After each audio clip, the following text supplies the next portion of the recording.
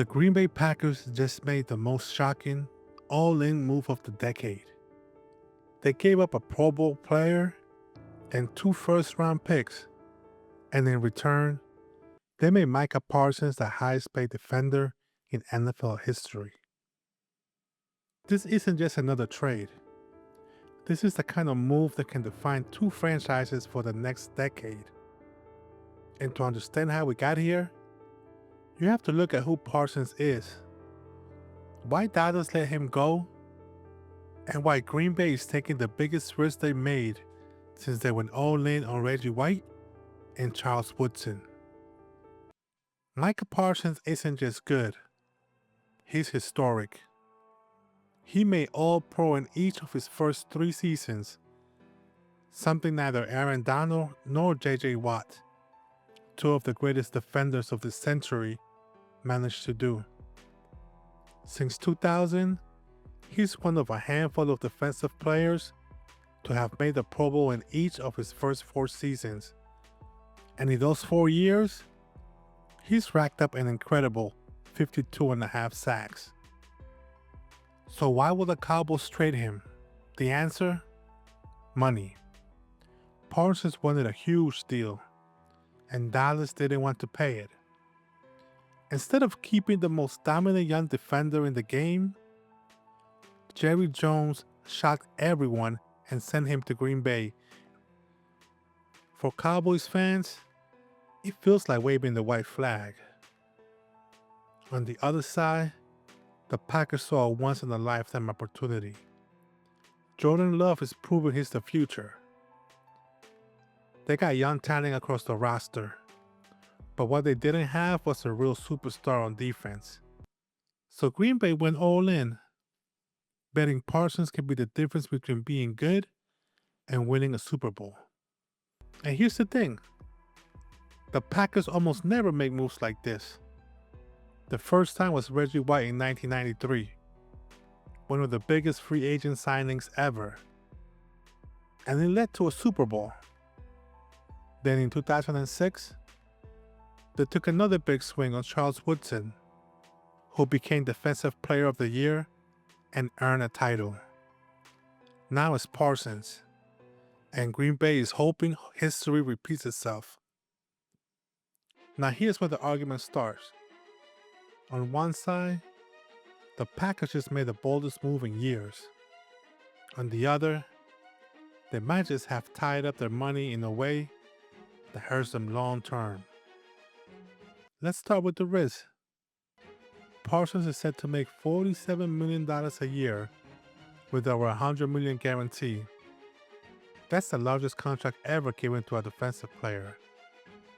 When one player takes that much money, there's less left for the rest of the team.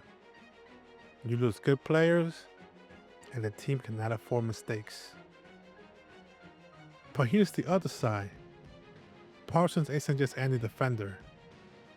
He changes games by himself. Green Bay already has a young quarterback, a strong run game, and playmakers on offense. What they needed was a star on defense. Parsons gives them that. Add him to Rashawn Gary, and suddenly the Packers might have the scariest pass rush in the NFC. If this move pushes them into a Super Bowl, nobody will question the cause. Here's the biggest picture.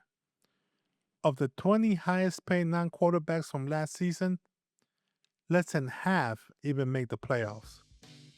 And most of those who did were knocked out early. That shows a hard truth. Superstar contracts don't always translate to team success. And history backs this up. Aaron Donald was worth it for the Rams, but his huge contract made it harder to keep depth around him after the Super Bowl. Khalil Mack reset the market with the Bears, but they never got past the first round. Even Tyreek Hill, who completely changed Miami's offense, hasn't carried the Dolphins to a deep playoff run by himself. The lesson is simple. Big contracts get attention, but they don't always win Super Bowls. That's why the Parsons move is so fascinating. Green Bay didn't just trade for a star. They pay him like the face of the franchise. And now the question is simple. Will he break the trend or prove why teams almost never do this? If this works, the Packers just changed the NFC. Parsons can make the Packers the scariest pass rush for opposing quarterbacks. Jordan Love doesn't have to score 30 points a game because the defense can win games for him. And if Green Bay wins the Super Bowl, no one will complain about the contract or the draft picks. Parsons will go down with Reggie White and Charles Woodson as one of the moves that brought a title to Green Bay. But if it doesn't work, if Parsons eats up too much of the cap, if they can keep the young stars, then this contract becomes a weight around the Packers' neck. They'll have a superstar defender, but not enough around him to win. And people will look back and say, this was a deal that held Green Bay back. So what do you think? Did the Packers just make the move that puts them back on top of the NFC? Did they pay too much for one player? As a Cowboy fan, did Jerry Jones just make a huge mistake? Or did he save your future cap space? Let me know in the comments.